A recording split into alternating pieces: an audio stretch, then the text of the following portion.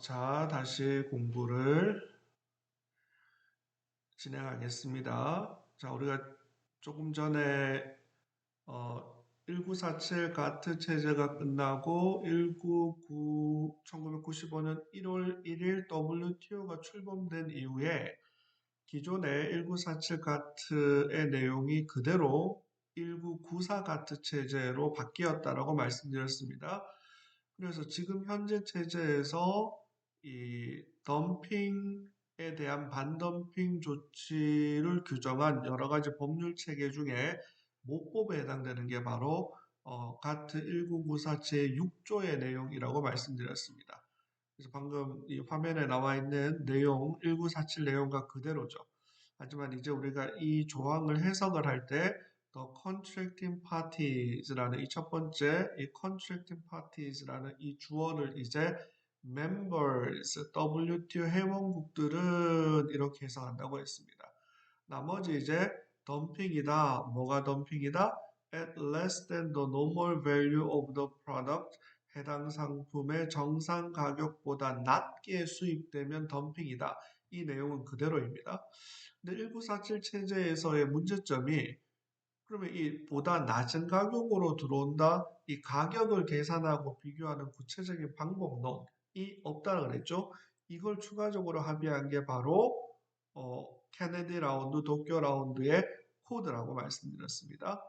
근데 덤핑이 있다라고 해서 무조건 반덤핑 조치를 취하는 게 아니라고 했죠. 조건이 있습니다. 세 번째 줄에 보면 to be condemned 비난받는다라는 거죠. 그러니까 잘못이 있다라는 거죠. if 해서 조건이 나오죠. 덤핑이 있고 반드시 어떤 조건이 충족해야지만 반덤핑 조치를 취할 수 있다라고 했죠. 거기 보면 causes material injury 실질적 피해를 야기하거나 threaten 실질적 피해를 야기할 위협이 있어야 되겠죠. 누구에 대한 피해인가요? 국내 산업, 이미 존재하는 국내 산업.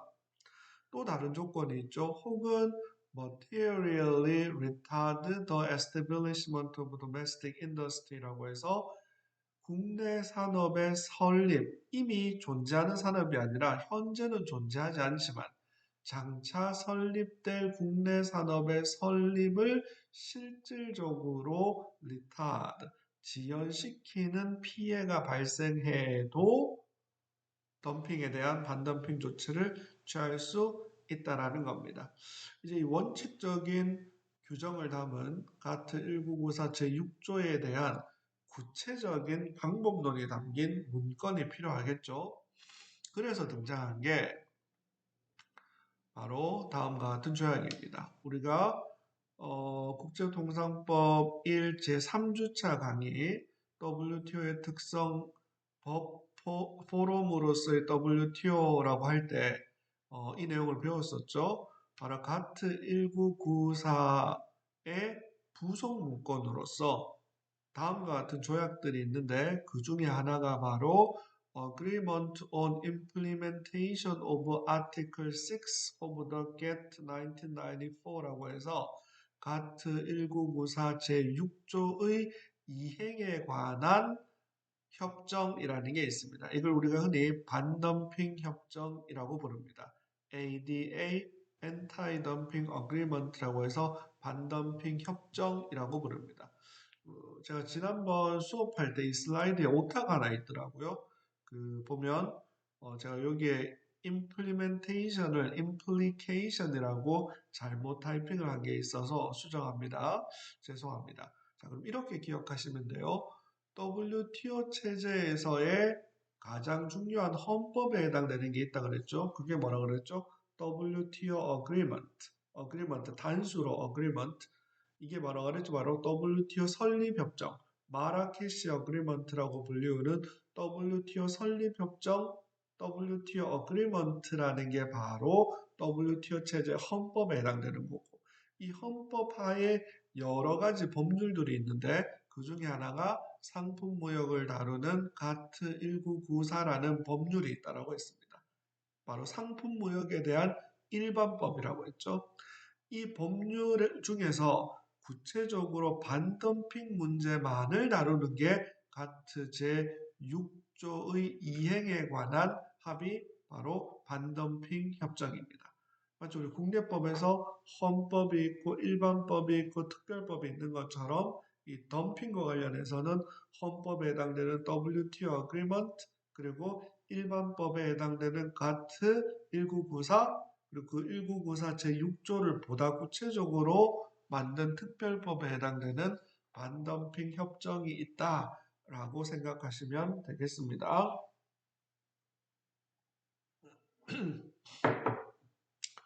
자, 그러면 우리가 이제 이 반덤핑 협정의 체계를 한번 좀 보죠. 반덤핑 협정은 크게 보면 파트 1, 파트 2, 파트 3라고 해서 세 가지 파트로 구성되어져 있습니다. 이 반덤핑 협정 바로 가트 1994 제6조를 이행하기 위한 협정입니다. 가트 제6조에는 반덤핑 조치에 관한 원칙적이고 일반적인 내용만 담겨져 있기 때문에 그 내용을 보다 구체적으로 합의한 게 바로 반덤핑 협정이다. 이 파트 1의 내용은 다음과 같습니다. 우선 아티클 1 제1조는 반덤핑과 관련된 원칙을 규정했고요. 이제 제2조의 내용이 바로 뭐냐면 덤핑이 무엇인가? 지금 이건 덤핑이다 아니다를 덤핑을 판정하는, 덤핑을 결정하는 방법에 대한 내용입니다. 우리가 조금 이따 자세히 보겠지만 이 반덤핑 협정 제2조의 근거에서 덤핑을 판정하는 방법이 있습니다. 이 방법이 뭔지를 조금 이따 배울 겁니다.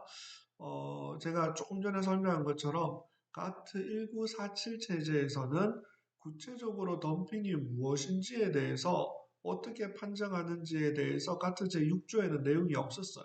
그래서 이 추가적인 내용을 어디에서 합의했다라고 했죠? 바로 케네디 라운드와 도쿄 라운드에서 나온 반덤핑 코드를 통해 합의를 했고 그 내용을 근거로 일부 수정이 되어서 WTO 체제에서 엔타이 덤핑 어그리먼트라는 반덤핑 협정이 만들어졌다라고 했습니다. 바로 반덤핑 협정 제2조에는 덤핑을 어떻게 판정하는지에 대한 구체적인 방법론이 나와 있습니다.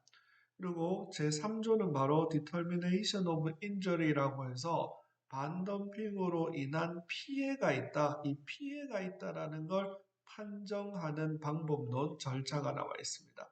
근데 이 덤핑과 관련되어서의 피해는 뭐라 그랬죠? 실질적 피해, material injury입니다.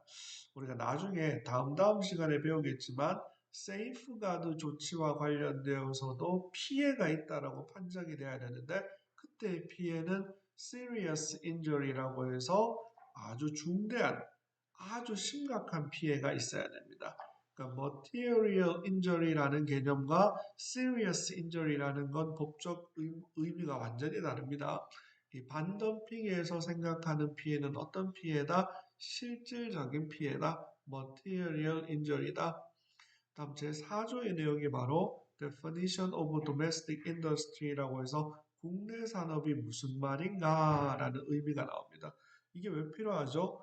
덤핑이 일어났고 그런데 그 덤핑에 대한 반덤핑 조치를 취하려면 실질적 피해가 국내 산업에 있어야 되죠.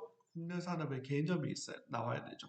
또 국내 산업의 설립을 실질적으로 방해해야 하는 피해가 있어야 되죠. 도대체 국내 산업이 무엇인가에 대한 개념이 반덤핑 협정 제4조에 나와 있습니다. 반덤핑 협정 제5조에는 Initiation and Subsequent Investigation이라고 해서 반덤핑 관련 조사 절차 개시에 대한 얘기들이 나옵니다. 우리나라에서는 이 반덤핑 관련 조사를 하는 주체가 누구라고 했죠? 무역위원회라고 했죠? 그리고 여섯 번째는 아티클 6는 evidence, 이 증거에 관한 내용이고요. 아티클 7 제7조는 provisional measure라고 해서 잠정 조치, 이 잠정 조치는 최종적인 판결이 나기 전에 그 피해를 긴급하게 현재 상태에서 멈추기 위해서 일시적으로 부과하는 조치를 잠정 조치 provisional measure라는 표현을 쓰죠. 다음 제 8조는 price undertaking이라고 해서 우리나라에서는 이걸 가격 약속이라고 표현하는데 예를 들어서 덤핑을 하고 있는 국가가 반덤핑 조치를 막기 전에 협상을 통해서 좋아 우리가 100원 100이라는 100원짜리 물건을 50원에 덤핑을 했는데 현재 너가 우리 상품에 대해서 반덤핑 조치를 취하기 위한 조사와 절차에 돌입했네? 그럼 자발적으로 우리 이제 덤핑 안 할게. 우리 이제 100이라는 가치로 혹은 110이라는 가격으로 수출하도록 우리 스스로 약속을 할게. 라고 해서 그걸 price undertaking의 방법으로 이 반덤핑 조치에 대한 관련 이 합의를 해서 이 분쟁을 끝낼 수도 있습니다. 그걸 가격 약속이라고 해서 price undertaking에 대한 얘기입니다. 그리고 제 9조의 내용은 imposition of and collection of anti-dumping duties라고 해서 이 반덤핑 조치는 관세를 부과할 수도 있고 쿼타 수량적으로 제한을 할 수도 있는데 대표적인 이, 이 방법이 바로 anti-dumping duty라고 말씀드렸죠.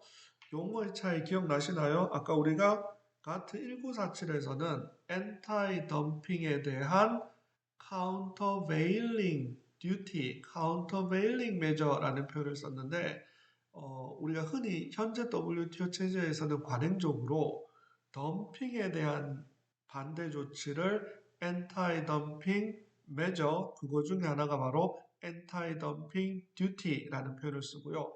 subsidy 보조금에 대한 대응 조치를 countervailing duty, countervailing measure라는 말을 씁니다.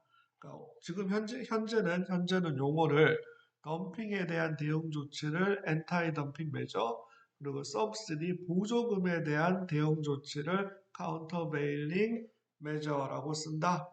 알아놓으시길 바라고요.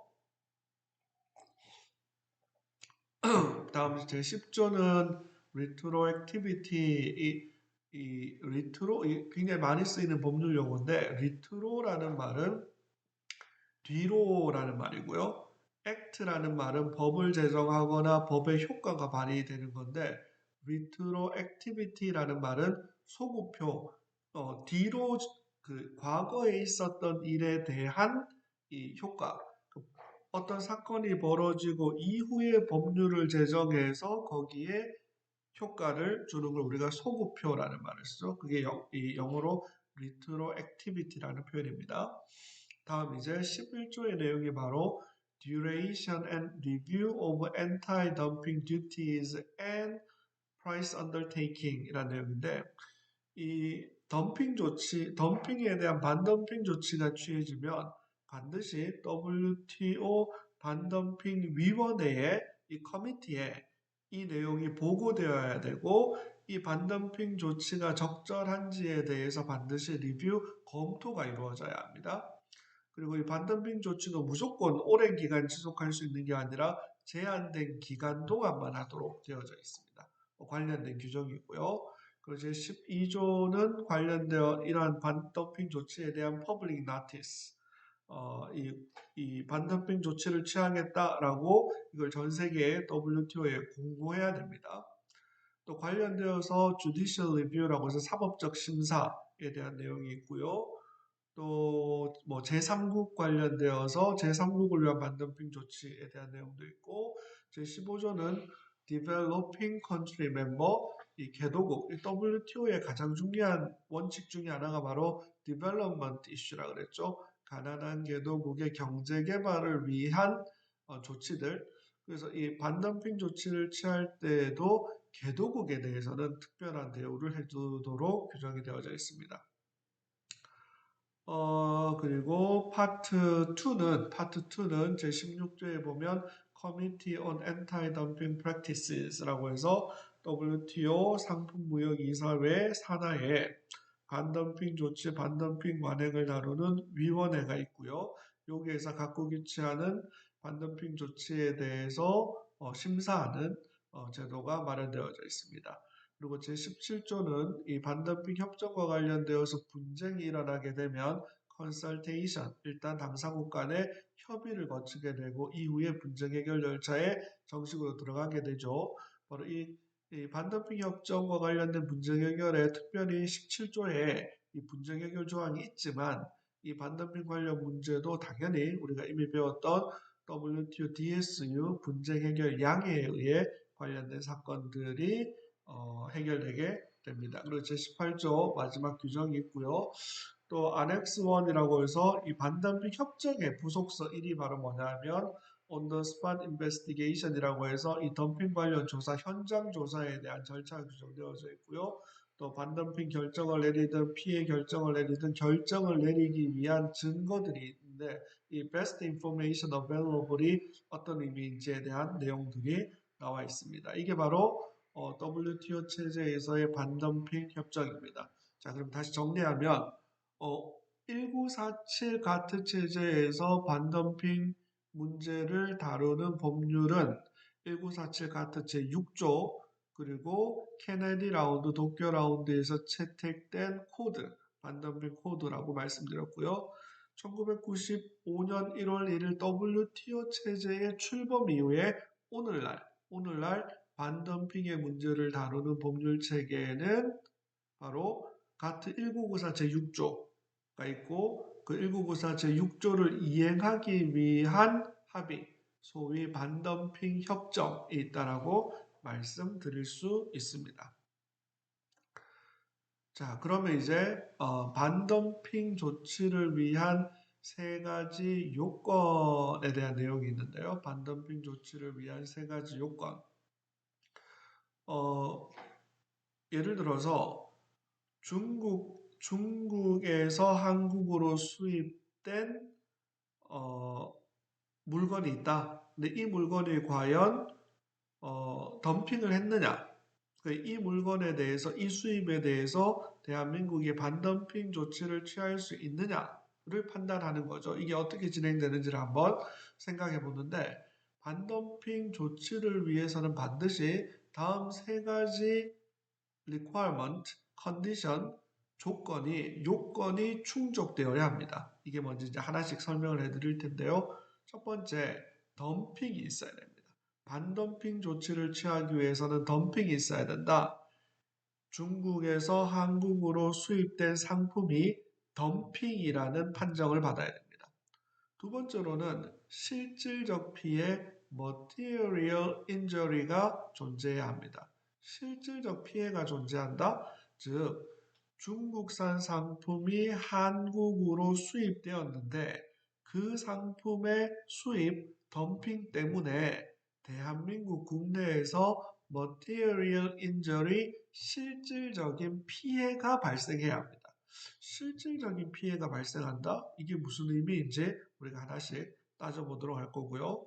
세 번째로는 덤핑이 일어났다라는 것이 원인이 되어서 실질적인 피해가 발생했다라는 결과가 이루어져야 한다. 즉, 덤핑과 실질적 피해 사이에 코제이션, 인과관계가 존재한다라는 것이 밝혀져야 합니다. 자, 반덤핑 조치를 위한 세 가지 요건, 아주 중요한 내용입니다. 기억하시길 바랍니다. 반덤핑 조치가 이루어지기 위해서는 첫 번째, 덤핑이 이루어져야 한다. 두 번째, 그 덤핑으로 인한 실질적 피해가 존재해야 한다. 세 번째, 덤핑과 실질적 피해 사이에 인과관계가 존재해야 한다. 이 세 가지가 바로 반덤핑 조치를 내리기 위한 세 가지 요건입니다. 자, 아주 중요한 내용입니다. 반드시 기억하십시오. 자, 그럼 이제 한 가지씩 한번 해설을 해보도록 하겠습니다. 먼저 덤핑이 있는지 여부를 판정하기 위해서는 determination of dumping, 이 덤핑이 존재하는구나를 판정하기 위해서는 이 판정의 주체가 우리나라에서는 누구이죠? 대한민국 정부가 판정을 하는데 WTO 회원국 수입국이 판정을 하는데 우리나라에서는 국내법적으로 그 역할을 아까 말씀드린 무역위원회 KTC 코리아 트레이드 커미션에서 이 조사와 판정의 권한이 있습니다. 자, 그럼 먼저 덤핑 여부를 판정하기 위한 제1단계 첫 번째 단계가 뭐냐면 바로 노멀 밸류 정상 가격을 결정해야 합니다. 정상 가격이 무엇인지부터 결정을 해야 되겠죠? 그리고 수입 가격이 얼마인지를 결정해야 되겠죠? 그리고 정상 가격과 수입 가격을 비교해서 정상 가격보다 낮은 가격으로 수입된 게 맞는지 여부를 판정하는 게 덤핑의 판정입니다. 그럼 1단계 첫 번째 스텝이 바로 뭐냐면 해당 상품의 노멀 밸류가 무엇인지부터 결정해야 합니다. 근데 사실은 이 노멀 밸류를 결정한다라는 것도 어려운 작업입니다. 쉬운 작업이 아닙니다. 우선 한번 보면 조사 대상인 수입 상품 혹은 그 동종 상품의 수출국에서의 판매 가격을 정상 가격으로 판단합니다. 야, 복잡하죠? 한번 봅니다. A라는 상품이 중국에서 한국으로 수입이 되었습니다. 그러면 정상 가격, 그 A라는 상품의 정상 가격을 따지려면 일단 중국에서 해당 상품 A 가격이 얼마인지를 따져야 됩니다. 근데 중국에서도 A 가격이 공장에서 나오는 가격, 소매점에서 판매되는 가격, 도매점에서 판매되는 가격, 인터넷 사이트에서 판매되는 가격, 대형 할인 매장에서 판매되는 가격이 다 다릅니다. 그래서 무엇을 정상 가격으로 볼지에 대한 이 판단이 단순한 게 아니라는 거죠. WTO 규정상으로는 반덤핑 협정의 규정상으로는 어떻게 되어 있냐 하면 소비를 목적으로 한 통상적 상거래 시 판매 가격, 영어로는 ordinary course of trade, 일반적인 판매 가격. 예를 들어서 뭐 특별 세일 혹은 뭐 한 개가 아니라 100개, 1000개의 어떤 대량의 단위로 판매된 경우의 가격. 당연히 이 경우에는 상대적으로 낮을 수밖에 없겠죠. 그러니까 소비 목적 일반 소비자가 소비하기 위해서 구매하는 가격의 통상적인 거래, 뭐 특별 세일, 블랙 프라이데이 세일 이런 거 말고 일상적인 통상적인 상거래에서 소비자가 소비를 위해서 구매하는 가격이 정상 가격이다. 그러면 대한민국에서 A라는 상품이 한국으로 덤핑되었는지를 판단하기 위해서는 우선 A라는 가격이 중국 수출국 현지에서 통상적으로 소비자들이 소비할 때 얼마의 가격을 지불하는지를 보는 겁니다. 이해되죠? 자, 근데 문제는 그 동일한 상품이 A라는 동일한 상품이 이거 수출용 상품이고 중국 국내에서는 그 상품이 판매되지 않는 경우도 있습니다. 이 경우에는 동종 상품, 즉 똑같은 상품은 아니지만 like product, 동종 상품을 즉 A는 아니지만 A-A2-A와 동종이라고 볼 수 있는 다른 상품의 가격을 봅니다. 예를 들어서 우리가 그 텔레비전을 산다, 수출한다 할 때도 똑같은 텔레비전 삼성 65인치 비슷한 것 같은데 제품 번호를 보면 사실은 다 달라요. 조금씩 성능이 다 다르거든요. 그러니까 동일한 상품이 아닌 경우가 현실적으로 굉장히 많이 있습니다. 그 경우에는 예를 들어서 구체적 겉모습은 비슷하지만 동일한 상품은 아닌데 그것을 동종 상품이라고 판단할 수 있을 정도의 유사성을 가질 수 있거든요. 정상 가격을 결정하는 방법. 다시 정리합니다. 조사 대상인 수입 상품, 예컨대 A라는 상품이 혹은 그 동종 상품이 수출국에서 예를 들어서 중국에서 소비를 목적으로 한 통상적 상거래 시 판매되는 가격, 이걸 해당 상품의 노멀 밸류 정상 가격으로 1차적으로는 판단합니다. 이게 정상 가격을 결정하는 겁니다. 오케이. 그럼 조사해 보니까 정상 가격이 100원이네. 이렇게 판단이 되는 겁니다. 자, 이게 바로 반덤핑 조치, 반덤핑 협약 제2.1조의 내용입니다. 자, 그런데 문제는 이 정상 가격 자체를 못 구하는 경우도 있습니다. 정상 가격에 산출이 불가능한 경우, 예를 들어서 중국에서 A라는 상품이 한국으로 수출되었는데 A라는 상품 자체는 중국의 국내 시장에는 판매되지 않아요. 그리고 A라는 상품과 유사한 특징을 가지고 있는 동종 상품 또한 중국에서는 판매되지 않아요. 이 경우에는 정상 가격을 결정하는 것이 불가능합니다. 그럼 이 경우에는 어떻게 하냐면 이제 구성 가격 (constructed price를) 결정하는 겁니다. 구성 가격이란 말은 뭐냐면 실제 소비자에게 판매되는 가격을 알 수 없기 때문에 한번 가격을 계산해 보는 겁니다. A라는 상품을 만드는 데 들어가는 생산 요소 비용을 따져보는 겁니다. 예를 들어서 A라는 상품을 만드는데 원료가 이만큼 들어가네. 원료 가격 얼마? 근데 이 상품을 만드는데 노동자에게 지급되는 인건비가 얼마 들어가네? 근데 이 상품을 만들기 위해서 필요한 기계가 있는데 그 기계가 가격이 얼마인데 상품 하나당 어느 정도의 비용을 이 계산해서 할당할 수 있네.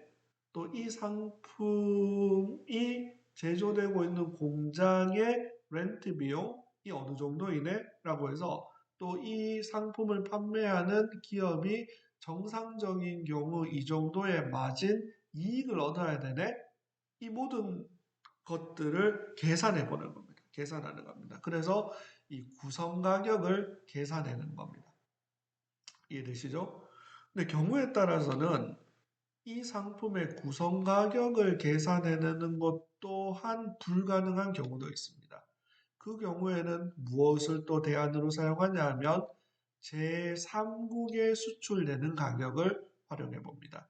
예를 들면 A라는 상품이 중국에서 수입되는 A라는 상품이 중국 국내의 정상 가격은 따질 수가 없었습니다. 그리고 만약 A라는 상품이 국내에서 어느 정도의 구성 가격을 판단할 수 있을까도 여러 가지 이유 때문에 결정을 못 한답니다. 그럼 이제 뭐를 보냐 하면 세 번째로 중국의 A라는 상품을 한국에는 50원으로 수출했는데 가만히 보니까 중국의 A라는 상품을 미국에는 100원에 수출했네? 이탈리아에는 100원에 수출했네?